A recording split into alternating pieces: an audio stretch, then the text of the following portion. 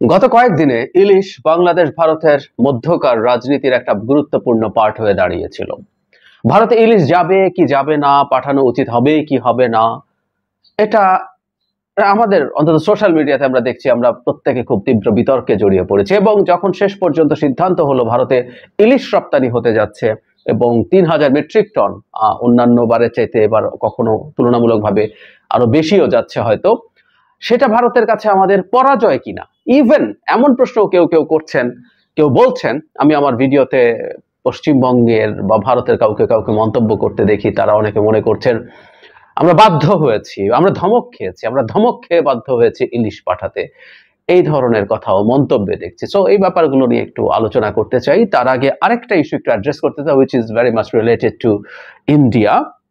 সেটা হচ্ছে ভারতের যে হাই কমিশনার বাংলাদেশে আছেন, তিনি দেখা করেছেন যারা মির্জা ফখরুল ইসলাম আলমগীরের সাথে, বিএনপি মহাসচিব গতকালই বৈঠক করেছেন, সেখানে আরো অনেকে প্রেজেন্ট ছিলেন। বিএনপি মহাসচিব যেটা বলার চেষ্টা করেছেন বৈঠকের শেষে, আমি একটু পড়ি, বাংলাদেশের সঙ্গে যে সম্পর্ক, সেই সম্পর্ক আরো কিভাবে গভীর করা যায়, দৃঢ় করা যায়, সে বিষয়ে আলোচনা হয়েছে। আমাদের যে সমস্যাগুলো রয়েছে ভারতের সঙ্গে বাংলাদেশের, আমরা সেগুলো তুলে ধরেছি। তিনি কি কি সমস্যা আছে, ভারতের পানি সহ, সীমান্ত হত্যা সহ অন্যান্য বিষয় বলা হয়েছে। তিনি আরো বলেন, তাদের মূল বক্তব্য হচ্ছে বাংলাদেশের সঙ্গে সম্পর্ক দৃঢ় করতে, বাংলাদেশের সাথে সম্পর্ক দৃঢ় করতে চান। বিশেষ করে পরিবর্তনের পর যে অন্তর্বর্তী সরকার আছে তাদের সঙ্গে তারা ইতিমধ্যে যোগাযোগ করেছেন, কথা বলছেন। বিএনপি একটি রাজনৈতিক দল হিসাবে আমাদের সঙ্গেও তারা তাদের রাজনৈতিক সম্পর্কগুলো দৃঢ় করতে চান। এই সম্পর্কের মধ্যে কি করে আরো সুস্থতা, আরো পজিটিভিটি নিয়ে আসা যায়, সেটা নিয়ে কাজ করতে তারা আগ্রহী। এটা আমরা মাথায় রাখবো। ইলিশের পর আমরা দুটোকে একত্র করে, যে কারণে আমি দুটো বিষয় আসলে একত্র করে কথা বলতে চাইছি। গতকাল ইলিশ পাঠানো নিয়ে অর্থ এবং বাণিজ্য উপদেষ্টা ডক্টর সালেউদ্দিন আহমেদ, আমাদের বলতেই হবে এই উপদেষ্টা অসাধারণ কাজ করছেন।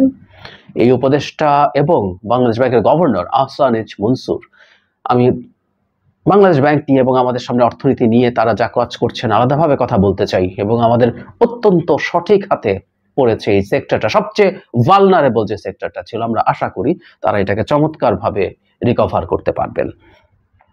ডক্টর সালেউদ্দিন আহমেদ বলছেন যে বৃহত্তর স্বার্থে এবং সর্বোচ্চ মহলের সিদ্ধান্তে, এবং এখানে যখন তাকে স্মরণ করিয়ে দেওয়া হয়েছিল যে উঁচু মহল থেকে বলা হয়েছিল, আমরা যদি ভুল না করি সম্ভবত একজন উপদেষ্টা বলেছিলেন যে ইলিশ রপ্তানি করা হচ্ছে না দেশের মানুষের স্বার্থে, ডক্টর সালেউদ্দিন হোসেন তারও উপরের পর্যায় থেকে বলা হয়েছে। আমরা ধারণা করতে পারি এটা একেবারে সর্বোচ্চ পর্যায়ে, মানে প্রধান উপদেষ্টার পর্যায় থেকে এই ছাড়পত্র দেওয়া হতে পারে।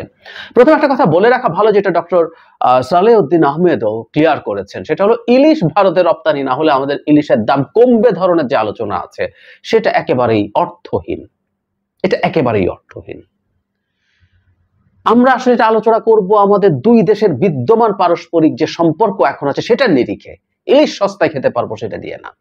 ৩,০০০ টন ইলিশ সম্পর্কে ডক্টর সালেউদ্দিন বলছেন, ট্রু, মেঘনাঘাটে, চাঁদপুরে একদিনে এই পরিমাণ ইলিশ এসে নামে। এটা হলো এই ইলিশের পরিমাণ। আর আমরা অনেকে হয়তো এর মধ্যে জেনে গেছি, বাংলাদেশ প্রতি বছর 5.5 লাখ টন 5.5 লাখ টন ইলিশ উৎপাদন করে। তাহলে ৩,০০০ মেট্রিক টন যদি ভারতে নাও যেত, সেটা আমাদের সাপ্লাইকে এতটাই বেশি রাখতো না যে এটার জন্য আমাদের দাম কমে যেত। সুতরাং এটা ভুল তর্ক, ভুল আলোচনা, এটা বাদ দেই। আমাদের হয়তো আলোচনা করা এইখানে উচিত হবে, সেটা হচ্ছে which is very important, যে ভারতের সাথে আমাদের যে এখনকার সম্পর্কের ধরন, বিশেষ করে শেখ হাসিনা পতন এবং ভারতে পালিয়ে যাওয়ার পর ভারত আমাদের সরকারের সাথে যে ধরনের আচরণ করছে, সেই আচরণের পরিপ্রেক্ষিতে এই ইলিশ না পাঠিয়ে আমরা কি একটা মেসেজ দিতে পারতাম কিনা। আমরা অন্তত যারা কিছুটা সেন্স নিয়ে কথা বলি, তারা এই পয়েন্টটাই বলতে হয়তো চেষ্টা করছি যে এই ইলিশ শেষ পর্যন্ত না পাঠানো হলে আমরা একটা মেসেজ দিতে পারতাম যে তোমার বিরুদ্ধেও আমি দাঁড়াতে পারি এবং তোমার ইচ্ছার বাইরেও আমি চলতে পারি। সেই জায়গায় এখন ইলিশ পাঠানোর সিদ্ধান্তটা কি ভুল হলো কিনা, এটা আমরা এভাবে দেখতে পারি। আমাদের একটা কথা মনে রাখা দরকার আছে, খুবই ইম্পর্টেন্ট এটা, সেটা হলো একটা দেশের সাথে আপনি যখন ক্ষমতায় যান, দায়িত্বে যান, তার সাথে ডিপ্লোম্যাসির একটা ধরন আছে। It's not that easy. আপনি বাইরে দাঁড়িয়ে একভাবে কথা বলবেন, আপনি যখন সরকারে যাবেন তখনকার কথার ধরনটা ভিন্ন হবে। আমরা ফেসবুকে একটা স্ক্রিনশট ছড়িয়ে পড়তে দেখেছি, আমি জানি না এটা জেনুইন কিনা। ডক্টর আসিফ নজরুল রপ্তানির বিরুদ্ধে একবার কথা বলেছিলেন। আজকে আমরা যারা কথা বলছি যে রপ্তানি করা যাবে না, আমাদের যে কেউ যদি সরকারে বসিয়ে দেয়, ক্ষমতায় বসিয়ে দেয়, আমরা দেখবো বিষয়গুলো এত সহজ না। নিশ্চিতভাবে এর মধ্যে অনেক যদি কিন্তু আছে। এখন আমি ইলিশ রপ্তানির এই সিদ্ধান্তটাকে আসলে স্বাগত জানাই এ কারণে, প্রথম আমরা পাঠাবো না বলেছিলাম, দ্যাট মিনস ভারতের এই পুজো সামনে রেখে তারা চাইছেন যে তাদের ওখানে ইলিশ যাবে এবং আমরা রপ্তানি করব না, সেই নিউজ যাওয়ার সাথে সাথে অনেক বেশি দাম হয়ে গিয়েছিল সেখানে, এবং আবার আমরাই সিদ্ধান্ত নিলাম। আমি কোনোভাবেই মনে করি না এটা আসলে ভারতের চাপে, ভারতের ধমকে বা নুদন পক্ষে তার দিক থেকে কিছুটা গোস্বার কারণে আমরা এটা করছি, আমি মনে করি না।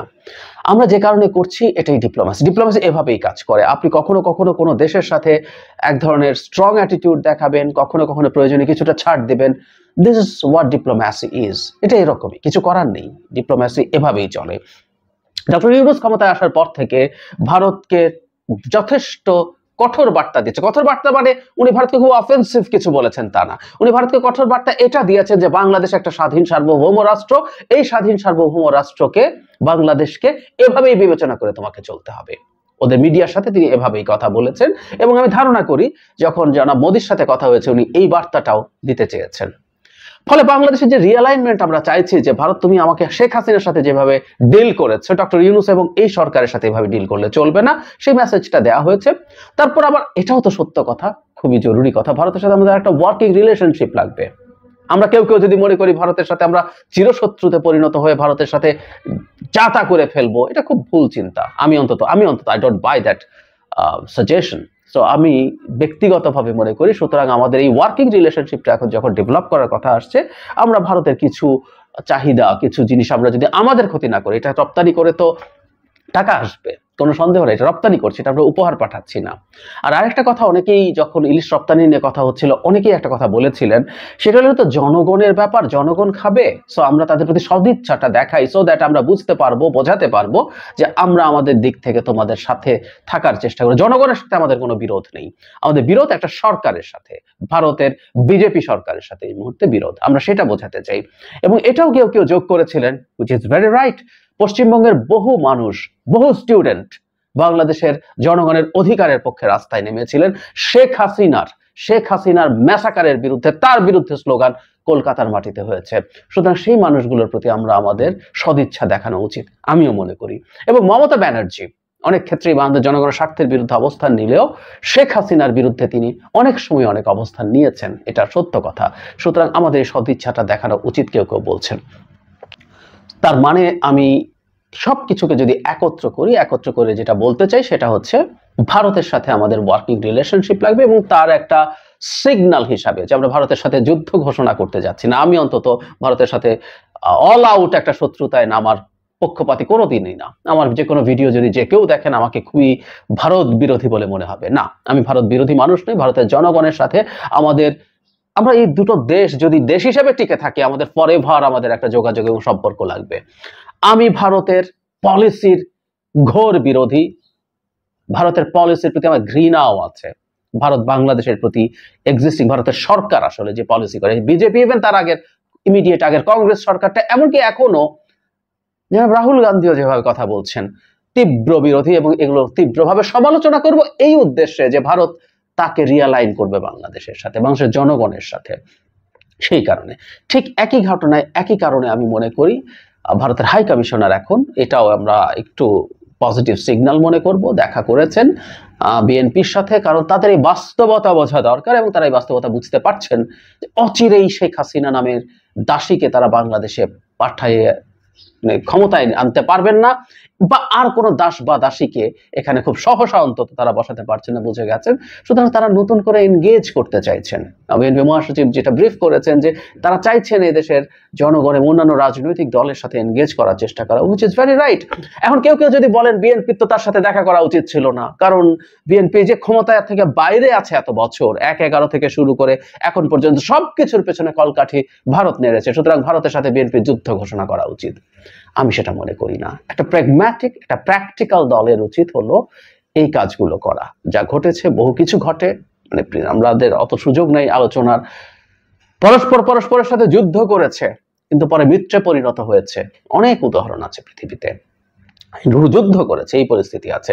সুতরাং ভারত যদি ভারত করবে কিনা ইজ এ ডিফারেন্ট ডিবেট, কিন্তু ভারত যদি তার আগের অবস্থান থেকে সরে এসে এই দেশে যেই গণতান্ত্রিক ভাবে ক্ষমতায় আসবে, ক্ষমতায় থাকবে, তার সাথে সে কাজ করতে প্রস্তুত, জনগণের সাথে কাজ করতে প্রস্তুত, কোন একটা ব্যক্তিকে অবৈধভাবে ক্ষমতায় রেখে তাকে দাসী বা দাস বানিয়ে তাকে দিয়ে দেশের স্বার্থ, বাংলাদেশের স্বার্থ জলাঞ্জলি দিয়ে সব নিয়ে নেব, এই মানসিকতা থেকে যদি ভারত সরে আসে, ভারতের সাথে নিশ্চয়ই প্রত্যেককে কাজ করতে হবে। এবং এই ভারতের এই মানসিকতাই আমরা চাই। আসলে ভারতের সরকার কি আছেন না আছেন সেটা নিয়ে আমাদের ব্যক্তিগত চয়েস থাকতে পারে। আমি বহুবার বলেছি, মোটা দাগে আমি যেহেতু আইডেন্টিটি পলিটিক্স অত্যন্ত বিরোধী মানুষ, আমি বিজেপির রাজনীতি, বিজেপির ভারতের ক্ষমতায় থাকাটা আমার ব্যক্তিগতভাবে পছন্দ করি না। তাত্ত্বিকভাবে বলছি, আমি যদি কোনো রাষ্ট্রের দায়িত্বে থাকতাম, বিজেপির সাথে তো আমাকে এনগেজ করতে হতো, কিন্তু ওখানে আমি বিজেপির কাছে এটা এক্সপেক্ট করতাম যে তিনি বাংলাদেশের সাথে ইন্টারঅ্যাক্ট করবেন, তিনি বাংলাদেশের স্বার্থের সাথে ইন্টারঅ্যাক্ট করবেন, আমাদের পারস্পরিক আদান প্রদান হবে মিউচুয়াল বেনিফিটের জন্য, একটা উইন উইন সিচুয়েশনের জন্য। এটা প্যারাসাইটিক না, প্যারাসাইটের মতো আমাকে শুষতে থাকবেন, এটা হতে পারবে না। এটুকুই তো আমাদের চাওয়া। সুতরাং ইলিশ পাঠানোকে আমি ওয়েলকাম করি, এমনকি ভারতের হাই কমিশনার বিএনপির মহাসচিবের সাথে বসেছেন, এটাও ওয়েলকাম করি। আমরা আশা করি, আশা করতেই পারি, আশা পূর্ণ হবে কিনা এটা নিয়ে অনেকের সন্দেহ থাকবে, আমার নিজেরও সন্দেহ আছে, কারণ ভারতের ট্র্যাক রেকর্ড ভালো না। তো আমরা আশা করি তারা তাদের এই সম্পর্কের বাস্তবতা বুঝবেন, রিয়ালাইন করবেন।